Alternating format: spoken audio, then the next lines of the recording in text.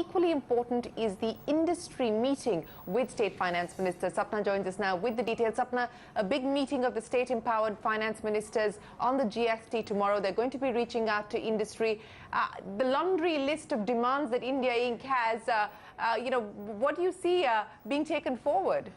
Well, if you actually look at the GST model law, and primarily that would be on the agenda. Though of course, there's going to be an open house on GST, be it exemptions, be it the threshold, be it rates. The industry will feel free to come forward with any kind of points that they have. But the main focus is going to be on the draft GST model law.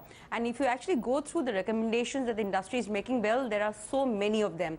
So the pains in terms of a GST rollout, a smooth rollout, that is something that is going to come in the times to come once the GST Council and everything has been set up. Having said that, very quickly, some important points. Industry A is asking for adequate time after the GST laws have been passed for a smooth transition to GST. Earlier also, there were indications that they would like at least 6 months more time after the laws have been passed. Well, the government at its end will try and prepone the winter session to take care of that demand. Having said that, other important aspects like, for example, a single registration for all service providers. This is going to be very important for the telecom, the banking sector, insurance, airlines, because what the model law has proposed is that in every state, the supplier, the service provider will have to have a new registration, which is going to be a nightmare. So that is one big demand that is coming in from industry voices across the board. The other, of course, is seamless movement of goods. Now, for example, the draft GST model law says that any movement of goods beyond 50,000 rupees, documents will be required. So that is going to throw the ease of doing business out of the window. So here is a concrete demand that this should be done away with. The other aspect, of course, is in terms of an early clarity on area-based exemptions under excise. We have heard the finance minister also talk about that. In fact, today also there was a meeting in the ministry on the same lines. So that is something the government is trying to work out on. Quickly moving from the excise side to the services side, that's going to be a big Pandora's box. Number one, almost all industry quarters are demanding that the exemption list of service tax, the negative list, should not be done away with. If that goes, then there'll be a lot of problem for the power sector, for infrastructure sectors. There is a whole list over there. So that is one.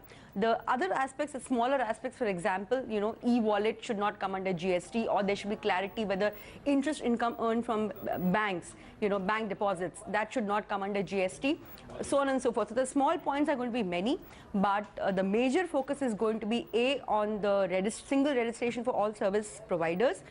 The service tax exemption list should not, be axed completely. And also in terms of the area-based exemptions under excise, what is the road forward on that? All right, Sapna, thanks very much for detailing very clearly for us the key concerns that India Inc. has and will take up at that crucial meeting on the GST tomorrow. But the one man who's been batting for the GST since it was in the proposal stage is the Godrej Group chairman, Adi Godrej. Speaking at the Motilal Oswal 12th Annual Investor Conference, he said that an 18% revenue neutral rate will not only add to the GDP, but will also keep inflation in check.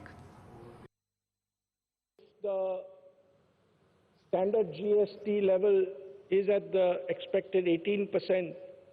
I think general inflation in the country will also be very moderate. And that can help in many respects. It can help in fiscal management, it will help in standards of living improving, people then willing to spend more money on buying more, etc. So overall, the inflation containment that we expect from a good monsoon and the GST, to my mind, will also be very good for the economy.